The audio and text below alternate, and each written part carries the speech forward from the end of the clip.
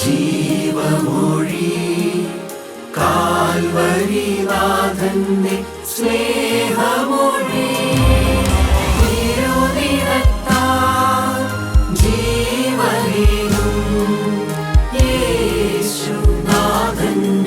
ജീവമൊഴി ജീവധാര ജീവധാര ജീവധാര.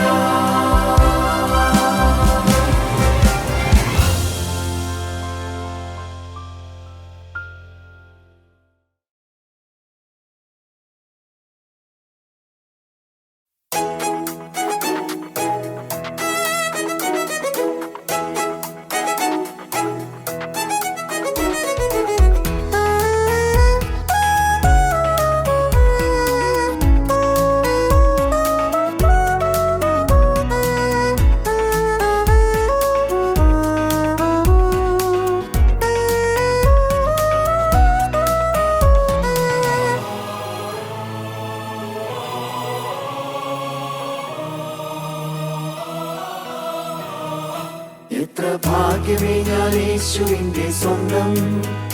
ഓ ജീവൻ തന്നു വീണ്ട സ്നേഹബന്ധം, തന്റെ മാവിൻ ചൂഴലിൽ ആയുരന്തം ഞാനും ചേർന്നു വാഴും എന്താനന്ദം. എത്ര ഭാഗ്യമേ ഞാൻ യേശുവിന്റെ സ്വന്തം. ഓ ജീവൻ തന്നു വീണ്ട സ്നേഹബന്ധം, തന്റെ മാവിൻ ചൂഴലിൽ ആയുരന്തം ഞാനും ചേർന്നു വാഴും എന്താനന്ദം. ഓ ഭാഗ്യം ഭാഗ്യം എത്ര ഭാഗ്യമേത്, വർണ്ണിച്ചാലും തീരാത്ത ശ്രേഷ്ഠ പദവീത്. നിജപാതീയാം ഞാൻ സ്വർഗ പൗരനായത്, അതിശയം അവന്ദനീയമേ. ഓ ഭാഗ്യം ഭാഗ്യം എത്ര ഭാഗ്യമേത്, വർണ്ണിച്ചാലും തീരാത്ത ശ്രേഷ്ഠ പദവീത്. നിജപാതീയാം ഞാൻ സ്വർഗ പൗരനായത്, അതിശയം അവന്ദനീയമേ.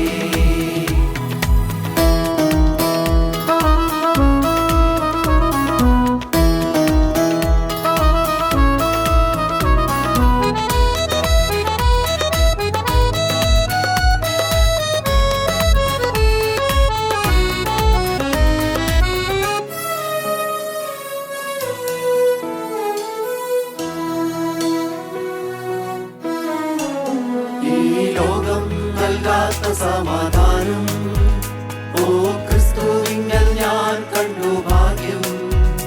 ഇന്നൻ ഹൃത്തിൽ നിറയും നവഗാനം, യേശു തന്ന നിത്യമാം രക്ഷാദാനം. ഈ ലോകം നൽകാത്ത സമാധാനം ഓ ക്രിസ്തുവിങ്കൽ ഞാൻ കണ്ടു ഭാഗ്യം. ഇന്നൻ ഹൃത്തിൽ നിറയും നവഗാനം, യേശു തന്ന നിത്യമാം രക്ഷാദാനം.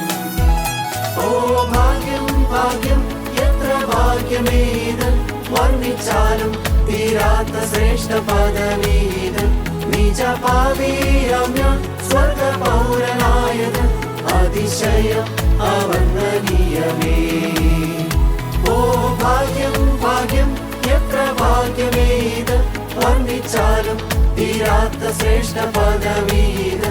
നിജപാതീയാം ഞാൻ സ്വർഗ പൗരനായത്, അതിശയം അവന്ദനീയമേ. യേശുക്രിസ്തുവിൻ്റെ അതിപരിശുദ്ധമായ നാമം വാഴ്ത്തപ്പെടുമാറാകട്ടെ. കർത്താവായ യേശുക്രിസ്തുവിൻ്റെ പരിശുദ്ധമായ നാമത്തിൽ നിങ്ങൾക്കെല്ലാവർക്കുമുള്ള സ്നേഹവന്ദനം അറിയിക്കുന്നു. തിരുവചനത്തിൽ നിന്ന് ഒരു വാക്യം വായിക്കാം. വിശുദ്ധ മത്തായി ശ്ലീഹ എഴുതിയ സുവിശേഷം 1-ാം അധ്യായം അതിൻ്റെ 21-ാമത്തെ വാക്യം. അവൾ ഒരു മകനെ പ്രസവിക്കും, അവൻ തൻ്റെ ജനത്തെ അവരുടെ പാപങ്ങളിൽ നിന്ന് രക്ഷിപ്പാനിരിക്കൊണ്ട് നീ അവനെ യേശു എന്ന് പേരിടണം എന്ന് പറഞ്ഞു. അവൾ ഒരു മകനെ പ്രസവിക്കും, അവൻ തൻ്റെ ജനത്തെ അവരുടെ പാപങ്ങളിൽ നിന്ന് രക്ഷിപ്പാനിരിക്കൊണ്ട് നീ അവനെ യേശു എന്ന് പേരിടണം എന്ന് പറഞ്ഞു. ഉൽപ്പത്തി പുസ്തകം 3-ാം അധ്യായത്തിൻ്റെ 15-ാം വാക്യം നമുക്കൊന്ന് വായിക്കാം. ഞാൻ നിനക്കും സ്ത്രീക്കും നിന്റെ സന്തതിക്കും അവളുടെ സന്തതിക്കും തമ്മിൽ ശത്രുത്വമുണ്ടാക്കും, അവൻ നിന്റെ തല തകർക്കും. അവൻ നിന്റെ തല തകർക്കും. പുതിയ നിയമത്തിലെ ആദ്യത്തെ പുസ്തകമാണ് മത്തായി ശ്ലീഹ എഴുതിയ സുവിശേഷം. അതിൻ്റെ ആദ്യത്തെ അധ്യായത്തിൽ തന്നെ ലോകത്തിലെ മനുഷ്യർക്ക് സ്വർഗത്തിലെ ദൈവം ഒരു വാഗ്ദത്തം നൽകിയാണ്. അവൾ ഒരു മകനെ പ്രസവിക്കും. അവൻ തൻ്റെ ജനത്തെ അവരുടെ പാപങ്ങളിൽ നിന്ന് രക്ഷിപ്പാനിരിക്കൊണ്ട് നീ അവന് യേശു എന്ന് പേർ വിളിക്കണം എന്ന് പറഞ്ഞു. ഉൽപ്പത്തി പുസ്തകത്തിലേക്ക് നാം വരുമ്പോൾ അവിടെ പാപം ചെയ്ത മനുഷ്യനോട് സ്വർഗത്തിലെ ദൈവം കൊടുക്കുന്ന ആദ്യത്തെ വാഗ്ദാനമുണ്ട്. അതാണ് നാം വായിച്ചു കേട്ടത്. സ്ത്രീയുടെ സന്തതി പാമ്പിൻ്റെ തല തകർക്കും. സ്ത്രീയുടെ സന്തതി പാമ്പിൻ്റെ തല തകർക്കും. ഈ രണ്ട് ഭാഗങ്ങളിലും നാം വായിക്കുന്നത് മനുഷ്യൻ്റെ ജീവിതത്തിൽ വന്നുപോയ പാപത്തിന് പരിഹാരമുണ്ട് എന്നുള്ളതാണ്. പുതിയ നിയമത്തിലെ ആദ്യത്തെ വാഗ്ദത്തം എന്ന് പറയുന്നത് മനുഷ്യൻ്റെ പാപങ്ങൾക്ക് പരിഹാരമുണ്ട്, ആ പരിഹാരത്തിനായി ഒരുവൻ ജനിച്ചിരിക്കുന്നു എന്നുള്ളതായ വാക്കാണ്. പഴയ നിയമത്തിൽ പാപം ചെയ്തതായ ആദാമിനോടും ഹൗവയോടും ഉള്ള ദൈവത്തിൻ്റെ വാഗ്ദത്തമാണ് സ്ത്രീയുടെ സന്തതിയായി ഒരുവൻ ജനിക്കും, അവൻ ഈ പാമ്പിൻ്റെ തല തകർക്കും, ആ പിശാചിൻ്റെ തല തകർക്കും, പാപത്തിന് പരിഹാരം അവിടെ വരുത്തും എന്നാണ് പറഞ്ഞത്. പുതിയ നിയമത്തിലാകട്ടെ പഴയ നിയമത്തിലാകട്ടെ ദൈവം മനുഷ്യർക്ക് നൽകുന്ന ആദ്യത്തെ വാഗ്ദത്തം എന്ന് പറയുന്നത് പാപത്തിന് പരിഹാരമുണ്ട് എന്നുള്ളതാണ്. ഇന്ന് പലപ്പോഴും നാം പാപത്തെക്കുറിച്ച് ഗൗരവത്തോടെ ചിന്തിക്കാറില്ല.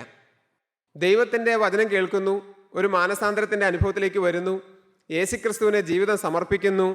പിന്നീട് പലപ്പോഴും പലരുടെയും ജീവിതത്തിൽ പാപം എന്നത് ഒരു വിഷയമായി മാറാറില്ല. മാനസാന്തരപ്പെട്ട മനുഷ്യൻ്റെ ജീവിതത്തിൽ പിന്നെയും പാപത്തിലേക്ക് പോയാൽ എന്ത് സംഭവിക്കുമെന്നുള്ളതായ ഗൗരവമേറിയ വിഷയം മനുഷ്യൻ ചിന്തിക്കുന്നില്ല. എന്താണ് ശരിയായ മാനസാന്തരമെന്ന് സത്യത്തിൽ പലരും മനസ്സിലാക്കുന്നില്ല. മാനസാന്തരം എന്ന വാക്കിൻ്റെ അർത്ഥം നമുക്കറിയാം, മനസ്സിൻ്റെ അന്തരം, മാറ്റം എന്നുള്ളതാണ്. പഴയ ജീവിത രീതിയിൽ നിന്ന് ഒരു പുതിയ ജീവിത രീതിയിലേക്ക് മാറുന്നതാണ് മാനസാന്തരം. കർത്താവായ യേശുക്രിസ്തു ഇല്ലാതെയുള്ളതായ പഴയ ജീവിതത്തിൽ നിന്ന് യേശുക്രിസ്തുവിനോട് കൂടെയുള്ള ഒരു പുതിയ ജീവിതത്തിലേക്ക് മാറുന്നതാണ് മാനസാന്തരം. പഴയ കാലത്ത് പാപം ചെയ്ത് പിശാചിനോട് കൂടെ ജീവിച്ചതായ മനുഷ്യൻ ആ പാപത്തിൽ നിന്നും പിശാചിൽ നിന്നും മാറി പാപത്തെ പരിഹാരം വരുത്തിയതായ യേശുക്രിസ്തുവിനോട് കൂടെയുള്ളതായ ഒരു വിശുദ്ധ ജീവിതമാണ് മാനസാന്തരം എന്ന് പറയുന്നത്. എന്നാൽ മാനസാന്തരപ്പെട്ട അനേകരുടെ ജീവിതത്തിൽ ഈ വിശുദ്ധ ജീവിതം നയിക്കുന്നുണ്ടോ എന്ന് നാം ഒന്ന് ചിന്തിക്കണം. പലപ്പോഴും പല പ്രാവശ്യവും നാം വചനം കേട്ട് നമ്മുടെ ചെവിയും നമ്മുടെ ഹൃദയവും തഴമ്പിച്ചു പോകുമ്പോൾ പാപമെന്ന് കേൾക്കുന്നത് ഇപ്പോൾ പലർക്കും ഒരു പ്രയാസമുള്ള കാര്യമായി മാറിയിട്ടുണ്ട്. ദൈവമക്കളെ, ഞാൻ ആരെയും വിധിച്ചുകൊണ്ട് പറയുന്നതല്ല. പക്ഷേ പാപത്തെ അതിൻ്റെ ഗൗരവത്തോടു കൂടി പലരും ഇന്ന് കാണുന്നില്ല, അത് ശ്രദ്ധിക്കുന്നില്ല. മാനസാന്തരപ്പെട്ടു എന്ന് പറയുന്നവർ പോലും, യേശുക്രിസ്തുവിന് ജീവിതം സമർപ്പിച്ചു എന്ന് പറയുന്നവർ പോലും, പുതിയ ജീവിതത്തിന് ഉടമയായി തീർന്നു എന്ന് പറയുന്നവർ പോലും പലപ്പോഴും അവരുടെ ജീവിതത്തിൽ വന്നു പോകുന്ന പാപങ്ങളെക്കുറിച്ച് ഗൗരവമായ ബോധമുള്ളവരല്ല. ഇതാ തിരുവചനം വളരെ വ്യക്തമായിട്ട് പഴയ നിയമത്തിലാകട്ടെ പുതിയ നിയമത്തിലാകട്ടെ പാപത്തിൽ വീണുപോയ മനുഷ്യന് കൊടുക്കുന്ന വാഗ്ദത്തം, ആദ്യത്തെ വാഗ്ദത്തം തന്നെ പാപത്തിന് പരിഹാരമുണ്ട് എന്നുള്ളതാണ്. പാപത്തിന് പരിഹാരമായി ഒരുവൻ ജനിച്ചിരിക്കുന്നു എന്നുള്ളതാണ്. അപ്പോൾ ഈ പാപം എന്ന വിഷയം വളരെ ഗൗരവത്തോടുകൂടി നാം കാണേണ്ടതായ ഒന്നാണ്. യോഹന്നാന്റെ സുവിശേഷം 1-ാം അധ്യായത്തിന്റെ 29-ാം വാക്യം നാം വായിക്കുമ്പോൾ അവിടെ യോഹന്നാൻ സ്നാപകൻ പറയുന്ന ഒരു വാക്കുണ്ട്, ഇതാ ലോകത്തിന്റെ പാപത്തെ ചുമന്നൊഴിക്കുന്ന ദൈവത്തിന്റെ കുഞ്ഞാട്. അവിടെ പാപത്തിന് പരിഹാരം വരുത്തിയ യേശുക്രിസ്തുവിനെ കുറിച്ചാണ്, യേശുക്രിസ്തുവിനെയാണ് യോഹന്നാൻ സ്നാപകൻ കാണിച്ചു കൊടുക്കുന്നത്. ദൈവമക്കളെ, അപ്പോൾ പാപം എന്നത് വളരെ ഗൗരവമുള്ള ഒരു വിഷയമാണ്. മനുഷ്യന്റെ ജീവിതത്തിൽ പാപം വന്നാൽ അത് വളരെ വില കൊടുക്കേണ്ട ഒന്നാണ്. കാരണം സംഖ്യാപുസ്തകം 32-ാം അധ്യായം അതിൻ്റെ 23-ാമത്തെ വാക്യം വായിക്കുമ്പോൾ അവിടെ വളരെ ഗൗരവമേറിയ ഒരു വാക്കുണ്ട്. നാം എല്ലാവരും കേട്ട് ശീലിച്ചതായ, നമുക്ക് നല്ല പഴക്കമുള്ളതായ ഒരു വാക്യമാണത്. നമുക്കൊന്ന് വായിച്ചു കേൾക്കാം. സംഖ്യാപുസ്തകം 32-ാം അധ്യായം അതിൻ്റെ 23-ാമത്തെ വാക്യം.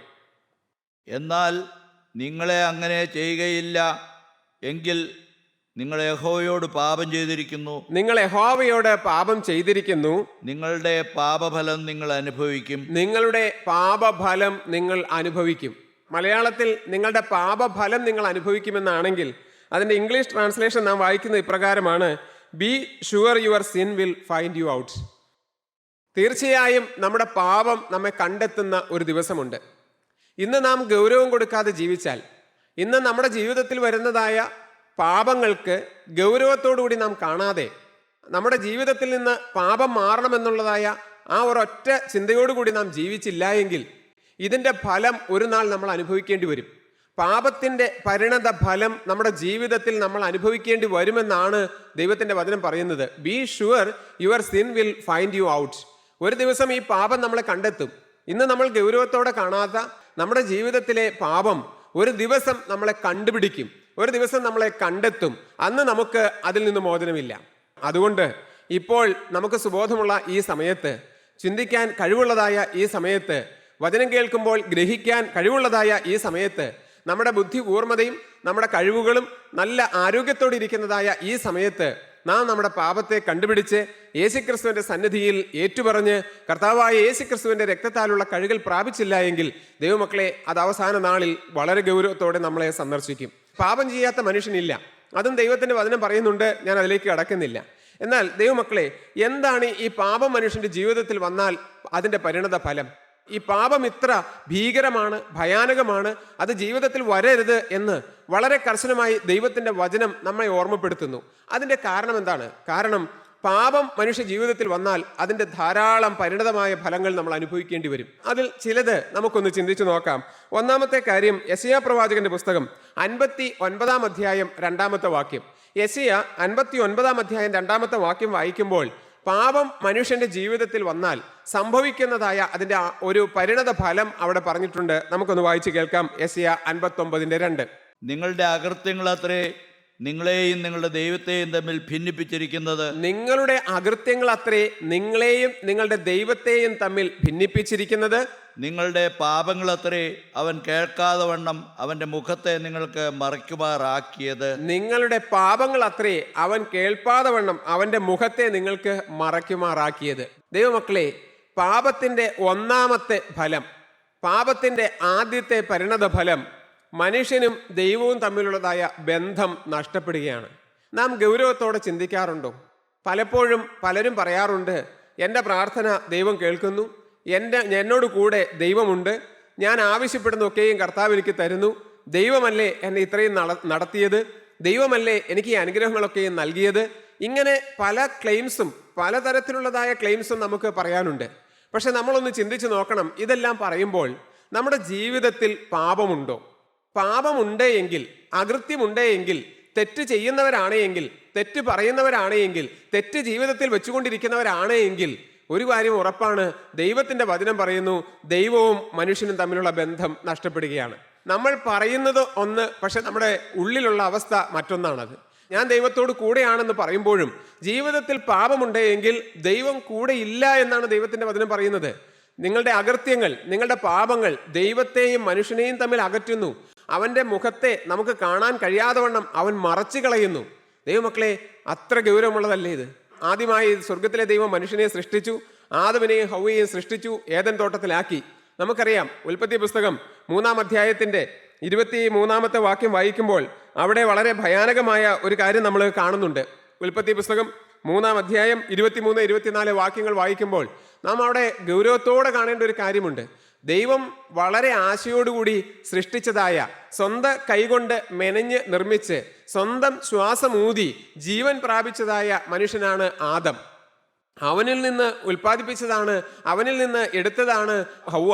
സ്വന്തം കൈകൊണ്ട് മെനഞ്ഞവരാണ് ഇവർ രണ്ടുപേരും. ദൈവമക്കളെ, അവരെ ദൈവം ഏദൻ തോട്ടത്തിലാക്കി. അവരുമായി വലിയൊരു സംസർഗത്തിൽ, വലിയൊരു ആനന്ദത്തിൽ ദൈവം അങ്ങനെ മുമ്പോട്ട് പോകുന്നു. ആ ദൈവമക്കൾ അങ്ങനെ മുമ്പോട്ട് പോകുന്നു. ഞാൻ വായിച്ചിട്ടുണ്ട്, അല്ലെങ്കിൽ ഞാൻ കേട്ടിട്ടുണ്ട്, എല്ലാ ദിവസവും വെയിലാറുമ്പോൾ സ്വർഗത്തിലെ ദൈവം ഈ ഏദൻ തോട്ടത്തിൽ വന്ന് ആദമിൻ്റെയും ഹൗവയുടെയും അടുക്കലൂടെ നടക്കുമെന്ന്, അവരോടൊപ്പം നടക്കുമെന്ന് ഞാൻ ചില ദൈവമക്കളെല്ലാം പറഞ്ഞ് ഞാൻ കേട്ടിട്ടുണ്ട്. എന്നാൽ അവരുടെ ഇടയിലേക്ക് ദൈവമക്കളെ ഈ പിശാച് കടന്നു വന്ന് അവരെ വഞ്ചിച്ച് അവരെ കൊണ്ട് പാപം ചെയ്യിച്ചു. അവർക്ക് ദൈവം കൽപ്പിച്ചിരുന്നതായ കൽപ്പന അവരനുസരിക്കാതെ, അവർ അനുസരണക്കേട് കാണിച്ച് ആ വൃക്ഷഫലം തിന്നരുതെന്ന് പറഞ്ഞു, അവരത് തിന്നു. എന്നാൽ അതിനുശേഷം ദൈവം വരുമ്പോൾ നമുക്ക് വേദപുസ്തകത്തിൽ വായിക്കാനായിട്ട്, തിരുവചനത്തിൽ വായിക്കാനായിട്ട് സാധിക്കും, ഈ ദൈവം അവരുടെ അടുക്കിലേക്ക് ഇറങ്ങി വരുമ്പോൾ ആദമിനെയും ഹൗവയെയും കാണുന്നില്ല. കാരണം അവർ മറഞ്ഞിരിക്കുകയാണ്, അവർ ഒളിച്ചിരിക്കുകയാണ്. കാരണം അവരുടെ ജീവിതത്തിൽ പാപം വന്നു. ദൈവമക്കളെ, അത് കഴിയുമ്പോൾ അവർ പല ന്യായീകരണങ്ങളൊക്കെ പറയുന്നുണ്ട്. അവരുടെ ജീവിതത്തിൽ വന്ന തെറ്റിനെക്കുറിച്ച് അവർ തന്നെത്താനെ ന്യായീകരിക്കുന്നുണ്ട്. എന്നാൽ ദൈവം അതൊന്നും അംഗീകരിക്കുന്നില്ല. ദൈവത്തിന് സ്തോത്രം. ദൈവം സൃഷ്ടിച്ചതല്ലേ, ദൈവം പരിപാലിച്ചു കൊണ്ട് നടന്ന ദൈവമക്കളല്ലേ, അവർക്ക് വേണ്ടിയല്ലേ ആ ഏദൻ തോട്ടം സൃഷ്ടിച്ച് അവരെ അതിനകത്ത് ആക്കിയത്. ദൈവമക്കളെ, അവർക്ക് വേണ്ടി തന്നെ എല്ലാം ദൈവം ചെയ്തു. പക്ഷേ പാപം വന്നപ്പോൾ ദൈവം അവരോട് ഇടപെട്ടത് ഏത് രീതിയിലാണെന്നറിയാമോ? അതാണ് 3-ാം അധ്യായത്തിന്റെ 23-ാമത്തെ വാക്യം. നമുക്കൊന്ന് വായിച്ചു കേൾക്കാം. അവനെ എടുത്തിരുന്ന നിലത്ത് കൃഷി ചെയ്യേണ്ടതിന് യഹോവയായ ദൈവം അവനെ ഏദൻ തോട്ടത്തിൽ നിന്ന് പുറത്താക്കി. കേട്ടോ, അവനെ ഏദൻ തോട്ടത്തിൽ നിന്ന് പുറത്താക്കി. ആദമിനെയും ഹൗവയെയും ഏദൻ തോട്ടത്തിൽ നിന്ന് സ്വർഗത്തിലെ ദൈവം പുറത്താക്കി. ഈ ഏദൻ തോട്ടം നിർമ്മിച്ചത് തന്നെ അവർക്ക് വേണ്ടി. അവരെ സ്വർഗത്തിലെ ദൈവം സ്വന്തം കൈകൊണ്ട് മെനഞ്ഞ് നിർമ്മിച്ചതാണ്. പക്ഷേ അവരുടെ ജീവിതത്തിൽ പാപം വന്നപ്പോൾ ഒരു വിട്ടുവീഴ്ചയ്ക്കും സ്വർഗത്തിലെ ദൈവം തയ്യാറാകുന്നില്ല. അത്രയ്ക്ക് ഗൗരവമാണ് പാപം എന്ന് പറയുന്നത്. കാരണം ദൈവം പരിശുദ്ധനാണ്, ദൈവം വിശുദ്ധനാണ്. ദൈവം പരിശുദ്ധനായിരിക്കുന്നത് പോലെ മനുഷ്യനും പരിശുദ്ധരായി ജീവിക്കണം, വിശുദ്ധരായി ജീവിക്കണം എന്നുള്ളതാണ് ദൈവത്തിൻ്റെ ആഗ്രഹം, ദൈവത്തിൻ്റെ കൽപ്പന, നിയമം എന്ന് പറയുന്നത്. ദൈവമക്കളെ, നമ്മളിത് ഗൗരവത്തോടെ കാണാറുണ്ടോ? നമ്മുടെ ജീവിതത്തിൽ പാപം വരുമ്പോൾ അതിനെ എത്രത്തോളം ഗൗരവത്തോടെ നമ്മൾ കാണാറുണ്ട്? ഇന്ന് ക്രിസ്ത്യൻ സമൂഹത്തിൽ അല്ലെങ്കിൽ മാനസാന്തരപ്പെട്ടവരുടെ ഇടയിൽ പോലും പാപം എന്ന് പറയുന്നത് കേവലം 3 വാക്കുകളിൽ ഒതുങ്ങി നിൽക്കുന്നോ എന്ന് ഞാൻ ഭയപ്പെടുകയാണ്. വ്യഭിചാരം ചെയ്താൽ അത് പാപമാണ്, കൊലപാതകം ചെയ്താൽ അത് പാപമാണ്, മോഷ്ടിച്ചാൽ അത് പാപമാണ്. ഇതിനപ്പുറത്തേക്കൊരു പാപം ദൈവമക്കളെ നമ്മൾ ചിന്തിക്കാറുണ്ടോ? നമ്മുടെ വായിൽ നിന്ന് വരുന്നതായ വാക്കുകൾ ഉവ്വ് ഉവ്വ് എന്നും ഇല്ല ഇല്ല എന്നും ആയിരിക്കട്ടെ, ഇതിൽ അധികമായത് ദുഷ്ടനിൽ നിന്ന് വരുന്നു എന്നാണ് ദൈവത്തിന്റെ വചനം പറയുന്നത്. ദൈവമക്കളെ, നമ്മളൊരു ചെറിയ കള്ളമെന്ന് നമ്മളുടെ മനുഷ്യന്റെ നിലവാരം വെച്ചുകൊണ്ട് മനുഷ്യൻ അളന്നുകൊണ്ട് പറയുന്നതായ കള്ളം, അല്ലെങ്കിൽ ഒരു നുണ, ദൈവമക്കളെ ഒരു വ്യാജഭാവം, ഇതുപോലും ദൈവസന്നിധിയിൽ ഒരിക്കലും അംഗീകരിക്കാൻ കഴിയുകയില്ല. തിരുവചനം നാം ആദ്യം മുതൽ അവസാനം വരെ വായിക്കുമ്പോൾ ദൈവത്തിന്റെ വചനത്തിൽ അനേകരെ ദൈവം തിരഞ്ഞെടുക്കുന്നുണ്ട്, തൻ്റെ വേലക്കായി തിരഞ്ഞെടുക്കുന്നുണ്ട്, ദൈവരാജ്യത്തിൻ്റെ അവകാശികളായി തിരഞ്ഞെടുക്കുന്നുണ്ട്. പക്ഷേ അവരുടെ ജീവിതത്തിൽ ഒരു തെറ്റ് വരുമ്പോൾ ദൈവം വളരെ കർശനമായി അവരോട് ഇടപെടുകയാണ്. ആ വിളിച്ച ദൈവമക്കളാണെന്നുള്ളത് കൊണ്ടോ, അല്ലെങ്കിൽ ദൈവം സ്നേഹിക്കുന്ന ദൈവമക്കളാണ് എന്നുള്ളത് കൊണ്ടോ അവരുടെ ജീവിതത്തിൽ ഒരു പാപം വരുമ്പോൾ ദൈവം അത് മറച്ചു വെക്കുന്നില്ല. അത് വളരെ വ്യക്തമായി ദൈവത്തിന്റെ വചനത്തിൽ എഴുതിയിരിക്കുന്നു. അവർക്ക് അതിനുള്ളതായി ശിക്ഷ സ്വർഗത്തിലെ ദൈവം കൊടുക്കുന്നു. ദൈവമക്കളെ, ഈ പാപം വളരെ ഗൗരവമുള്ള വിഷയമാണ്. നിങ്ങളൊന്ന് ചിന്തിച്ചു നോക്കുക. നമ്മുടെ ജീവിതത്തിൽ ഈ പാപം വാഴുവാൻ നമ്മൾ അനുവദിക്കാറുണ്ടോ? നമ്മുടെ ജീവിതത്തിൽ ഒരു പാപമുണ്ട് എന്ന് ബോധ്യം വന്നാൽ ദൈവമക്കളെ, അതിനുവേണ്ടി നാം എന്താണ് ചെയ്യുന്നത്? ആ പാപം നമ്മുടെ ജീവിതത്തിൽ നിന്ന് മാറിക്കിട്ടാൻ നാം എന്തെങ്കിലും ചെയ്യാറുണ്ടോ? നമ്മൾ കർത്താവിൻ്റെ സന്നിധിയിൽ ഏറ്റു പറയാറുണ്ടോ? യേശുവിൻ്റെ രക്തത്താൽ അത് കഴുകി കിട്ടണമെന്ന് ഉപവാസത്തോടും ജാഗരണത്തോടും കൂടി കാത്തിരിക്കാറുണ്ടോ? ഈ നാളുകളിൽ കുറഞ്ഞുപോയ ഒന്നല്ലേ ഉപവാസം, കുറഞ്ഞുപോയ ഒന്നല്ലേ പ്രാർത്ഥന, കുറഞ്ഞുപോയ ഒന്നല്ലേ ജാഗരണം? സ്വന്തം ജീവിതത്തിലേക്ക് തിരിഞ്ഞു നോക്കി പാപത്തെ കണ്ടുപിടിക്കുന്നതായ ആ സ്വഭാവം ഇന്ന് പലരും മറന്നുപോയോ? നാം ഭയപ്പെടണം ദൈവമക്കളെ. ഒന്ന്, മനുഷ്യന്റെ ജീവിതത്തിൽ പാപം വരുമ്പോൾ മനുഷ്യനും ദൈവവും തമ്മിലുള്ളതായ ബന്ധം നഷ്ടപ്പെടുന്നു. എത്ര സ്നേഹത്തോടുകൂടി ദൈവം വീണ്ടെടുത്തതാണെങ്കിലും, എത്ര കരുതലോടുകൂടി ദൈവം നിർമ്മിച്ചതാണെങ്കിലും, ദൈവം എത്രമാത്രം സ്നേഹിക്കുന്നുണ്ട് എന്ന് പറഞ്ഞാലും ആ മനുഷ്യന്റെ ജീവിതത്തിൽ പാപം വന്നാൽ ദൈവം അവനെ ശിക്ഷിക്കുക തന്നെ ചെയ്യും. ദൈവം അവനെ ഏദൻ തോട്ടത്തിൽ നിന്ന് പുറത്താക്കുക തന്നെ ചെയ്യും. ദൈവമക്കളെ, നാം ഗൗരവത്തോടെ കാണുക, നാം ഗൗരവത്തോടെ ചിന്തിക്കുക. നമ്മുടെ ജീവിതത്തിൽ പാപത്തെ നമ്മൾ എതിർക്കുന്നുണ്ടോ? ദൈവവചനത്തിൽ എബ്രായർക്ക് എഴുതിയ ലേഖനത്തിൽ അപ്പോസ്തലനായ പൗലോസ് പറയുന്നൊരു വാക്കുണ്ട്. ഇന്നും എൻ്റെ ഹൃദയത്തിൽ എന്നും പിടിച്ചുലയ്ക്കുന്നതായ ഒരു വാക്കാണത്. പാപത്തോട് പോരാടുന്നതിൽ നിങ്ങൾ ഇതുവരെയും പ്രാണത്യാഗത്തോളം എതിർത്ത് നിന്നിട്ടില്ല. എന്താണ് ആ വാക്യത്തിന്റെ അർത്ഥം? പാപത്തോട് പോരാടുന്നതിൽ നിങ്ങൾ ഇതുവരെയും പ്രാണത്യാഗത്തോളം എതിർത്ത് നിന്നിട്ടില്ല. ദൈവമക്കളെ, നമ്മുടെ ജീവിതത്തിൽ ഒരു പാപം വരുന്നതിനേക്കാൾ ഞാൻ മരിക്കുന്നതാണ് നല്ലത്. ഞാൻ മരിക്കേണ്ടി വന്നാലും, എൻ്റെ ജീവൻ നഷ്ടപ്പെടുമെന്ന ഒരു അവസ്ഥ വന്നാലും എൻ്റെ ജീവിതത്തിൽ ഞാൻ പാപം ചെയ്യുകയില്ല. ഒരു 10 രൂപയുടെ കള്ളക്കണക്ക് ഞാൻ എഴുതുകയില്ല, അല്ലെങ്കിൽ ഒരു 10 രൂപയുടെ വ്യാജം ഞാൻ ചെയ്യുകയില്ല. എൻ്റെ നാവിൽ നിന്ന് അരുതാത്തൊരു വാക്ക് കടന്നു വരികയില്ല, അരുതാത്തൊരു നുണ കടന്നു വരികയില്ല. മറ്റൊരാളെ ദുഃഖിപ്പിക്കുന്ന, മറ്റൊരാളെ ഇടിച്ചു താഴ്ത്തുന്ന ഒരു പ്രവൃത്തി എൻ്റെ ജീവിതത്തിൽ നിന്ന് വരികയില്ല. സ്വർഗത്തിലെ ദൈവം ദുഃഖിക്കുന്നതായ ഒരു കാര്യവും എൻ്റെ ജീവിതത്തിൽ വരുവാൻ ഞാൻ സമ്മതിക്കുകയില്ല. ഞാൻ പാപത്തിൻ്റെ ലിസ്റ്റ് പറയുന്നില്ല. ദൈവമക്കളെ, ദൈവത്തിൻ്റെ വചനത്തിൽ വളരെ വ്യക്തമായി പാപത്തിൻ്റെ ലിസ്റ്റ് കൊടുത്തിട്ടുണ്ട്. നാം ഒന്ന് ചിന്തിച്ചു നോക്കുക. നമ്മുടെ ജീവിതത്തിൽ പാപത്തിനുള്ളതായ ഇടം എത്രത്തോളമുണ്ട്? ഈ പാപത്തെ ഗൗരവത്തോടുകൂടി തന്നെ നാം സന്ദർശിക്കുന്നുണ്ടോ? നാം അത് കാണുന്നുണ്ടോ? ദൈവനാമം മഹത്വപ്പെടട്ടെ. ഒന്ന്, പാപം മനുഷ്യൻ്റെ ജീവിതത്തിൽ വരുമ്പോൾ മനുഷ്യനും ദൈവവും തമ്മിലുള്ളതായ ബന്ധം നഷ്ടപ്പെടും. ദൈവമക്കളെ, ഇപ്പോൾ ഞാനും എൻ്റെ ദൈവവുമായിട്ടുള്ളതായ ബന്ധത്തിലാണോ ഇരിക്കുന്നത്? നമ്മൾ ഇപ്പോൾ ദൈവത്തോടുള്ളതായ ബന്ധത്തിൽ, എൻ്റെ ഹൃദയത്തിൽ കർത്താവായ യേശു ക്രിസ്തു വസിക്കുന്നുണ്ട് എന്ന് ആ ധൈര്യത്തോടു കൂടി പറയുവാൻ, ആ ഉറച്ച അനുഭവത്തോടു കൂടി പറയുവാൻ എത്ര പേർക്ക് സാധിക്കും? പാപം വെച്ചുകൊണ്ടിരിക്കുന്നെങ്കിൽ, പാപമുണ്ട് എന്ന് തിരിച്ചറിഞ്ഞിട്ട് ആ പാപത്തെ ഉപേക്ഷിക്കാതിരിക്കുന്നുവെങ്കിൽ, ദൈവമക്കളെ, ദൈവം നമ്മോട് കൂടെയില്ല. എന്നിട്ടും ദൈവം എൻ്റെ കൂടെ ഉണ്ടെന്ന് ആരെങ്കിലും പറയുന്നെങ്കിൽ അത് ഭോഷ്കാണ്, അത് തെറ്റാണ്, അത് തന്നെത്താൻ വഞ്ചിക്കലാണ്. ദൈവനാമം മഹത്വപ്പെടട്ടെ. രണ്ടാമത്, മനുഷ്യന്റെ ജീവിതത്തിൽ പാപം വരുമ്പോൾ എന്താണ് സംഭവിക്കുക? ഉൽപ്പത്തി പുസ്തകം തന്നെ 4-ാം അധ്യായത്തിന്റെ 6 മുതലുള്ളതായ വാക്യങ്ങൾ. അവിടെ പാപം മനുഷ്യന്റെ ജീവിതത്തിൽ വരുമ്പോൾ എന്ത് സംഭവിക്കും? നമുക്കൊന്ന് വായിച്ച് കേൾക്കാം. എന്നാറേ യഹോവ കയീനോട്, നീ കോപിക്കുന്നത് എന്തിന്? നിന്റെ മുഖം വാടുന്നതും എന്ത്? നീ നന്മ ചെയ്യുന്നുവെങ്കിൽ പ്രസാദമുണ്ടാകുകയില്ലയോ? നീ നന്മ ചെയ്യുന്നില്ലെങ്കിലോ?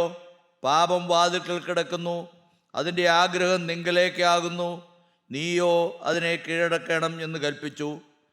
എന്നാറേ കായീൻ തൻ്റെ അനുജനായ ഹാബേലിനോട്, നാം വയലിലേക്ക് പോകാം എന്ന് പറഞ്ഞു. അവൻ വയലിലിരിക്കുമ്പോൾ കയീൻ തൻ്റെ അനുജനായ ഹാബേലിനോട് കയർത്തു, അവനെ കൊന്നു. അവർ വയലിലിരിക്കുമ്പോൾ കയീൻ തൻ്റെ അനുജനായ ഹാബേലിനോട് കയർത്തു, അവനെ കൊന്നു. ദൈവം വളരെ വ്യക്തമായ മുന്നറിയിപ്പാണ് കൊടുത്തത്. മകനെ, പാപം നിന്റെ ഹൃദയത്തിൻ്റെ വാതിൽക്കൽ കിടക്കുകയാണ്. പാപം, പിശാച് നിന്റെ ഹൃദയത്തിൻ്റെ വാതിൽക്കൽ തന്നെ കിടക്കുകയാണ്. നീ എന്ത് ചെയ്യണം? ഒരു മുന്നറിയിപ്പാണ് ദൈവം അവിടെ കൊടുത്തത്. നീ ആ പാപത്തെ ജയിക്കണം. ഒരിക്കലും നിന്റെ ഹൃദയത്തിൻ്റെ വാതിൽക്കൽ കിടക്കുന്നതായ പാപത്തെ, പിശാചിനെ നിന്റെ ഹൃദയത്തിൻ്റെ ഉള്ളിലേക്ക് നീ സ്വീകരിക്കരുത്. നീ ആ പാപത്തെയും പിശാചിനെയും എതിർക്കണം. അവൻ നിന്റെ ഹൃദയത്തിൽ കയറാതിരിക്കാൻ നീ ദൈവത്തെ ഹൃദയത്തിൽ സ്വീകരിക്കണം. വളരെ വ്യക്തമായിട്ടാണ് പറഞ്ഞത്. നിന്റെ ഹൃദയത്തിൽ ദൈവമാണ് വസിക്കേണ്ടത്, പിശാചല്ല. നിന്റെ ഹൃദയത്തിൻ്റെ വാതിൽക്കൽ പാപം കിടപ്പുണ്ട്. ദൈവമക്കളെ, നമ്മുടെ ഓരോരുത്തരുടെയും ഹൃദയത്തിൻ്റെ വാതിൽക്കൽ ഈ പിശാച് കിടക്കുന്നുണ്ട്. അവന് നാണമില്ല, അവന് ലജ്ജയില്ല. അവൻ എപ്പോഴും മനുഷ്യൻ്റെ ഹൃദയത്തിൻ്റെ വാതിൽക്കൽ തന്നെ കിടക്കുകയാണ്. എപ്പോഴാണ് ഒരു അവസരം കിട്ടുന്നത്, ഏത് സാഹചര്യത്തിലാണ് അകത്തൊന്ന് പ്രവേശിക്കാൻ അവസരം ലഭിക്കുന്നത്, അത് കാത്തുകൊണ്ട് അവൻ അവിടെ കിടക്കുകയാണ്. പലപ്പോഴും ഈ പിശാച് നമ്മുടെ അകത്ത് കയറി നമ്മുടെ ഹൃദയത്തിൽ വസിച്ച് നമ്മെ നിയന്ത്രിക്കാൻ നമ്മൾ അവസരം കൊടുത്തിട്ടില്ലേ? ഇവിടെ ഇതാ എന്ത് സംഭവിച്ചു? ഈ കയീൻ ദൈവം മുന്നറിയിപ്പ് കൊടുത്തിട്ട് പോലും ആ കയീൻ ഹാബേലിനെ വിളിച്ചുകൊണ്ട് വയലിലേക്ക് പോയി. വയലിൽ എത്തിക്കഴിഞ്ഞപ്പോൾ അവനുമായിട്ട് കയർത്തു, വഴക്കുണ്ടാക്കി. ആ വഴക്കുണ്ടാക്കി കഴിഞ്ഞപ്പോഴോ ആ കയീൻ തൻ്റെ അനുജനായ ഹാബേലിനെ കൊന്നുകളഞ്ഞു. ലോകത്തിലെ ആദ്യത്തെ കൊലപാതകം. ദൈവമക്കളെ, എന്താണ് സംഭവിച്ചത്? പാപം മനുഷ്യന്റെ ജീവിതത്തിൽ വരുമ്പോൾ നാം ആദ്യം പറഞ്ഞു, മനുഷ്യനും ദൈവവും തമ്മിലുള്ളതായ ബന്ധം നഷ്ടപ്പെടും. 2, പാപം മനുഷ്യന്റെ ജീവിതത്തിൽ കയറി വരുമ്പോൾ മനുഷ്യരും തമ്മിലുള്ളതായ ബന്ധം നഷ്ടപ്പെടും. ഊഷ്മളമായ ബന്ധങ്ങൾ നഷ്ടപ്പെടും. നാം ഒന്ന് ചിന്തിച്ചു നോക്കൂ. ഈ ലോകത്തിൽ നാം എല്ലാം, പ്രത്യേകിച്ച് കേരളത്തിലുള്ളവരെല്ലാം അല്ല, ലോകത്തിന്റെ എല്ലാ ഭാഗത്തും കുടുംബമായി ജീവിക്കുന്നവരാണ്. ഭാര്യ, ഭർത്താവ്, മക്കൾ, അപ്പനമ്മമാർ, ഇങ്ങനെ ഒന്നിച്ച് ജീവിക്കുന്നവരാണ് നമ്മളെല്ലാം. കൂടുമ്പോൾ ഇമ്പമുള്ളതായ ആ പേരിൽ അറിയപ്പെടുന്ന കുടുംബത്തിൽ ജീവിക്കുന്നവരാണ് നമ്മളെല്ലാവരും. എന്നാൽ നമുക്കൊന്ന് ചിന്തിച്ചു നോക്കാം, നമ്മുടെ കുടുംബങ്ങളിൽ ഇപ്പോൾ സ്നേഹമാണോ വാഴുന്നത്, അതോ വഴക്കാണോ വാഴുന്നത്? ദൈവമക്കളെ, ഇന്ന് ഏറ്റവും കൂടുതൽ ഒരുമിച്ച് ജീവിക്കേണ്ട, ഒന്നിച്ച് ജീവിക്കേണ്ട, ഒരു മനസ്സോടെ മുമ്പോട്ട് പോകേണ്ടതായ എത്രയോ ഭാര്യ ഭർത്താക്കന്മാരാണ് അകന്നു കഴിയുന്നത്.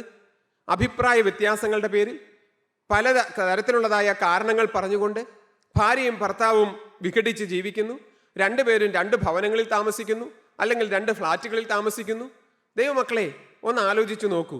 ഒരു വീട്ടിൽ ചേട്ടനനിയന്മാര്, അല്ലെങ്കിൽ ആങ്ങള പെങ്ങളുമാര്, അനിയത്തിമാര്, ചേച്ചിമാര്, ഇങ്ങനെയുള്ളതായ സഹോദരങ്ങൾ ധാരാളം ഉണ്ടാവുമല്ലോ. ഇന്ന് നമ്മുടെ ഭവനങ്ങളിൽ എത്ര സഹോദരന്മാർ തമ്മിൽ സ്നേഹബന്ധത്തിൽ കഴിയുന്നുണ്ട്? അതോ അവർ തമ്മിലുള്ളതായ വഴക്കിൽ പരസ്പരം മിണ്ടാതെ കലഹിച്ച് കഴിയുന്ന ഒരനുഭവമാണോ? ഒരു രീതിയിൽ ചിന്തിച്ചാൽ ഈ ലോകത്ത് ഏറ്റവും കൂടുതൽ കുടുംബമായി ജീവിക്കുന്നവരിൽ സ്നേഹബന്ധം വരേണ്ടത് മാതാപിതാക്കന്മാരുടെ ഇടയിലും മക്കളുടെ ഇടയിലും സഹോദരങ്ങളുടെ ഇടയിലും ഒന്നിച്ചല്ലേ വരേണ്ടത്. പക്ഷെ ഇന്നത്തെ അവസ്ഥ എന്താണ്? ഇന്ന് ലോകത്തിന്റെ അവസ്ഥ എന്താണ്? നമ്മുടെ കുടുംബത്തിന്റെ അവസ്ഥ എന്താണ്? നമ്മുടെ ഹൃദയത്തിൽ നമ്മുടെ സഹോദരങ്ങളോട് നിറഞ്ഞ സ്നേഹമാണോ? ശരിയായ സ്നേഹമാണോ? അതോ അകൽച്ചയാണോ? വഴക്കാണോ? ദൈവമക്കളെ, അതിൻ്റെ കാരണം പാപം തന്നെയാണ്, യാതൊരു സംശയവുമില്ല. ഒന്ന് വിട്ടുകൊടുക്കുവാൻ മനസ്സില്ലാത്തതാണ്. ഈ ഭാര്യ ഭർത്താക്കന്മാർ തമ്മിലുള്ളതായ പലപ്പോഴുമുള്ള വഴക്കിൻ്റെതായ പ്രധാന കാരണം എന്ന് പറയുന്നത് ആരെങ്കിലും ഒരാളൊന്ന് താണു കൊടുക്കാൻ മനസ്സില്ല. ഞാൻ കേട്ടിട്ടുണ്ട് ചിലരുടെ എല്ലാം അനുഭവങ്ങൾ.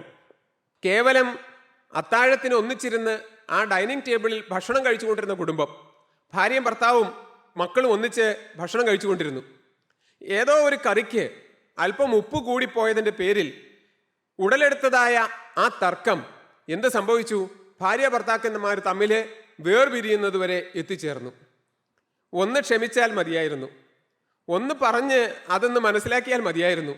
ദൈവമക്കളെ, എന്ത് സംഭവിച്ചു?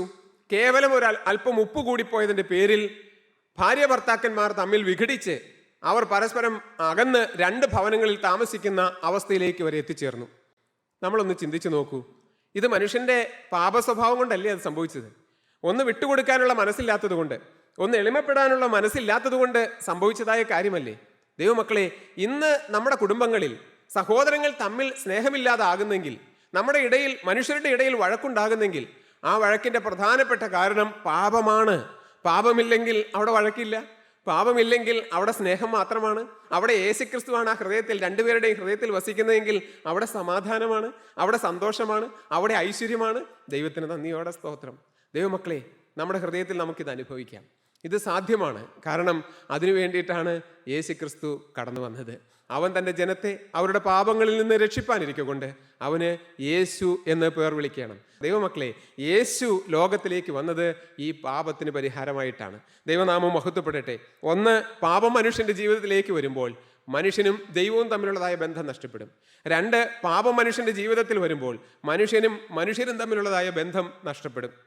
3, നമുക്കൊന്ന് വായിക്കാം യെഹെസ്കേൽ പ്രവാചകന്റെ പുസ്തകം 18-ാം അധ്യായത്തിന്റെ 4-ാം വാക്യത്തിന്റെ അവസാന ഭാഗവും 20-ാം വാക്യവും. മനുഷ്യന്റെ ജീവിതത്തിൽ പാപം വരുമ്പോൾ എന്ത് സംഭവിക്കും? നമുക്കൊന്ന് വായിച്ചു കേൾക്കാം. പാപം ചെയ്യുന്ന ദേഹി മരിക്കും. 20-ാം വാക്യം കൂടെ നമുക്ക് വായിച്ചു കേൾക്കാം. പാപം ചെയ്യുന്ന ദേഹി മരിക്കും. കേട്ടോ, അവിടെ കൃത്യമായിട്ട് ദൈവത്തിന്റെ പരിശുദ്ധാത്മാവ് എഴുതി വെച്ചിരിക്കുകയാണ്, പാപം ചെയ്യുന്ന ദേഹി മരിക്കും. അത് ഇംഗ്ലീഷ് ട്രാൻസ്ലേഷനിൽ നാം വായിക്കുന്നത് ഇങ്ങനെയാണ്, the soul who sins shall die എന്നാണ് പറഞ്ഞിരിക്കുന്നത്. മരിച്ചിരിക്കും. ദൈവത്തിന് സ്തോത്രം. ഒരു മനുഷ്യന്റെ ജീവിതത്തിൽ പാപം വരുമ്പോൾ അവൻ്റെ ആത്മാവ് മരിക്കുന്നു, അവൻ്റെ ആത്മാവ് നരകത്തിലേക്ക് പോകുന്നു. നാം ഇത് ഗൗരവത്തോടെ ചിന്തിക്കാറുണ്ടോ? പലപ്പോഴും നമ്മൾ ഗൗരവബോധമില്ലാതെ ഒരു നുണ പറയുന്നു, ഒരു വ്യാജം കാണിക്കുന്നു, 10 രൂപയുടെ ലാഭത്തിന് വേണ്ടി പല കള്ളത്തരങ്ങളും ചെയ്യുന്നു. പക്ഷെ ഓർക്കുന്നുണ്ടോ, നിത്യതയാണ് നഷ്ടപ്പെടുന്നത്, ദൈവരാജ്യമാണ് നഷ്ടപ്പെടുന്നത്, സ്വർഗരാജ്യമാണ് നഷ്ടപ്പെടുന്നത്. യേശുക്രിസ്തു നമുക്ക് വേണ്ടി ഒരുക്കിയിരിക്കുന്ന ദൈവരാജ്യം നമുക്ക് നഷ്ടപ്പെടുകയാണ്. ഈ ഗൗരവം എത്ര പേരുടെ ജീവിതത്തിലുണ്ട്? പാപം മനുഷ്യന്റെ ജീവിതത്തിൽ വരുമ്പോൾ അവന്റെ ആത്മാവ് മരിക്കുന്നു. ആത്മാവിൽ മരിച്ചിട്ടാണ് മനുഷ്യൻ പിന്നെ ഭൂമിയിൽ നടക്കുന്നത്. ശരീരത്തിൽ ജീവനുണ്ട്. അങ്ങനെ ഒരു അവസ്ഥയുണ്ട് ദൈവമക്കളെ. മനുഷ്യന്റെ ശരീരത്തിന് ജീവനുണ്ടാകും, പക്ഷേ ആത്മാവ് മരിച്ചിരിക്കും. ആത്മാവിന് ജീവൻ എന്ന് പറയുന്നത് യേശുക്രിസ്തുവുമായി ബന്ധപ്പെട്ട് ജീവിക്കുന്നതിനെയാണ് ആത്മാവിൽ ജീവനിലാകുക എന്ന് പറയുന്നത്. യേശുവുമായിട്ടുള്ള ബന്ധം നഷ്ടപ്പെടുമ്പോൾ, ദൈവവുമായിട്ടുള്ള ബന്ധം നഷ്ടപ്പെടുമ്പോൾ ആത്മാവ് മരിച്ചു കിടക്കുകയാണ്. വേദപുസ്തകം വളരെ വ്യക്തമായി പഠിപ്പിക്കുന്നുണ്ട്. തീമോഥെയോസിന് എഴുതിയ ലേഖനത്തിൽ അപ്പോസ്തലനായ പൗലോസ് വളരെ വ്യക്തമായി പറയുന്ന ഒരു വാക്കുണ്ട്, കാമുകിയായവളോ ജീവിച്ചിരിക്കയിൽ തന്നെ ചത്തവൾ. ജീവിച്ചിരിക്കുന്നുണ്ട്, ശരീരം കൊണ്ട് ഒരു പെൺകുട്ടി ജീവിച്ചിരിക്കുന്നുണ്ട്, ശരീരം കൊണ്ട് ഒരു ആൺകുട്ടി ജീവിച്ചിരിക്കുന്നുണ്ട്, പുരുഷൻ ജീവിച്ചിരിക്കുന്നുണ്ട്. പക്ഷേ കാമുകിയാണ്, കാമുകനാണ് എന്ന് വെച്ചാൽ അരുതാത്ത ബന്ധങ്ങളിലാണ്. അപ്പോൾ എന്ത് സംഭവിക്കുന്നു? ആത്മാവ് മരിച്ചു കിടക്കുകയാണ്. കാമുകിയായവളോ ജീവിച്ചിരിക്കയിൽ തന്നെ ചത്തവൾ. ജീവനുണ്ട്, ശരീരത്തിന് ജീവനുണ്ട്, പക്ഷെ ആത്മാവിൽ മരിച്ചു കിടക്കുന്ന ഒരു അനുഭവം. ദൈവമക്കളെ, ഈ ആത്മാവിൽ മരിച്ചു കിടക്കുന്ന അനുഭവത്തിൽ ആയിരിക്കുമ്പോൾ ശരീരത്തിന്റെ ജീവൻ നഷ്ടപ്പെട്ടാലോ നമ്മുടെ ആത്മാവ് എങ്ങോട്ട് പോകും? അത് നരകത്തിലേക്ക് പോകും. ഇത്ര ഗൗരവമാണ് പാപത്തിന്റെ അവസ്ഥ എന്നുള്ളത് നാം ചിന്തിക്കാറുണ്ടോ? ദൈവമക്കളെ, ഗൗരവത്തോടെ ചിന്തിക്കുക. പാപം മനുഷ്യന്റെ ജീവിതത്തിൽ വലിയ പ്രത്യാഘാതങ്ങൾ ഉണ്ടാക്കും. അതുകൊണ്ടാണ് സ്വർഗത്തിലെ ദൈവം പുതിയ നിയമത്തിലും അതുപോലെ പഴയ നിയമത്തിലും പാപം ചെയ്ത മനുഷ്യന് ഒരു വാഗ്ദത്തം കൊടുക്കുന്നു. ആദ്യത്തെ വാഗ്ദത്തം, അതിന് പരിഹാരമുണ്ട്. പാപം മനുഷ്യന്റെ ജീവിതത്തിൽ വരുമ്പോൾ ദൈവവുമായിട്ടുള്ള ബന്ധം നഷ്ടപ്പെടും. പാപം മനുഷ്യന്റെ ജീവിതത്തിൽ വരുമ്പോൾ മനുഷ്യനും തമ്മിലുള്ള ബന്ധം നഷ്ടപ്പെടും. പാപം മനുഷ്യന്റെ ജീവിതത്തിൽ വരുമ്പോൾ അവൻ്റെ ആത്മാവ് മരിക്കുന്നു. ദൈവമക്കളെ, എന്താണ് ഒരു പരിഹാരം? ഇങ്ങനെ നമ്മൾ പാപത്തിൽ മരിക്കേണ്ടതുണ്ടോ? ഒരിക്കലുമില്ല. അതുകൊണ്ടാണല്ലോ ദൈവം പറഞ്ഞത്, അവൻ തൻ്റെ ജനത്തെ അവരുടെ പാപങ്ങളിൽ നിന്ന് രക്ഷിപ്പാനിരിക്കൊണ്ട് അവന് യേശു എന്ന് പേർ വിളിക്കണം. ദൈവമക്കളെ, പരിഹാരമുണ്ട്. എന്തെല്ലാം പാപം വന്നു പോയെങ്കിലും നമുക്കിന്ന് പരിഹാരമുണ്ട്. ഈ സമയം നമുക്കൊരു പരിഹാരമുണ്ട്. നമ്മുടെ പാപങ്ങൾക്ക് വേണ്ടി കുരിശിന്മേൽ ഒരുവൻ മരിച്ചിട്ടുണ്ട്. അവൻ്റെ പുത്രനായ യേശുവിൻ്റെ രക്തം സകല പാപവും പോക്കി നമ്മെ ശുദ്ധീകരിക്കുന്നു. എന്തെല്ലാം പാപം വന്നിട്ടുണ്ടെങ്കിലും, ഏതെല്ലാം പാപം നമ്മുടെ ജീവിതത്തിൽ കടന്നു വന്നിട്ടുണ്ടെങ്കിലും, എന്തെല്ലാം അകൃത്യങ്ങൾ നമ്മൾ ചെയ്തു കൂട്ടിയിട്ടുണ്ടെങ്കിലും, ദൈവമക്കളെ, നമ്മുടെ ശരീരത്തിൻ്റെ അവയവങ്ങൾ കൊണ്ടും നമ്മുടെ ഹൃദയം കൊണ്ടും നമ്മുടെ ബുദ്ധി കൊണ്ടും നമ്മൾ പ്രവർത്തിച്ചിട്ടും ചിന്തിച്ചിട്ടും പറഞ്ഞിട്ടുമുള്ളതായ സകലവിധ പാപങ്ങൾക്കും പരിഹാരമുണ്ട്. അതാണ് കർത്താവായ യേശുക്രിസ്തുവിൻ്റെ രക്തം എന്ന് പറയുന്നത്. അതാണ് ഈ കർത്താവായ യേശുക്രിസ്തു കാൽവരി ക്രൂശിൽ നിവർത്തിച്ചത്. ദൈവമക്കളെ, അവൻ്റെ പുത്രനായ യേശുവിൻ്റെ രക്തം സകല പാപവും പോക്കി നമ്മെ ശുദ്ധീകരിക്കുന്നു. നാം നമ്മുടെ പാപങ്ങളെ ഏറ്റുപറയുന്നുവെങ്കിൽ അവൻ നമ്മോട് പാപങ്ങളെ ക്ഷമിച്ച് സകല അനീതിയും പോക്കി നമ്മെ ശുദ്ധീകരിപ്പാൻ തക്കവണ്ണം വിശ്വസ്തനും നീതിമാനുമാകുന്നു. ഒന്ന് മാത്രമേ നമ്മൾ ചെയ്യേണ്ടതുള്ളൂ. കർത്താവേ, ഞാൻ പാപം ചെയ്തു പോയി. യേശു, എൻ്റെ ജീവിതത്തിൽ പാപമുണ്ട്. ഞാൻ ഇന്നുവരെ ജീവിച്ചത് പാപം ഉപേക്ഷിച്ചുകൊണ്ടല്ല. എൻ്റെ ജീവിതത്തിൽ ധാരാളം പാപങ്ങളുണ്ട്.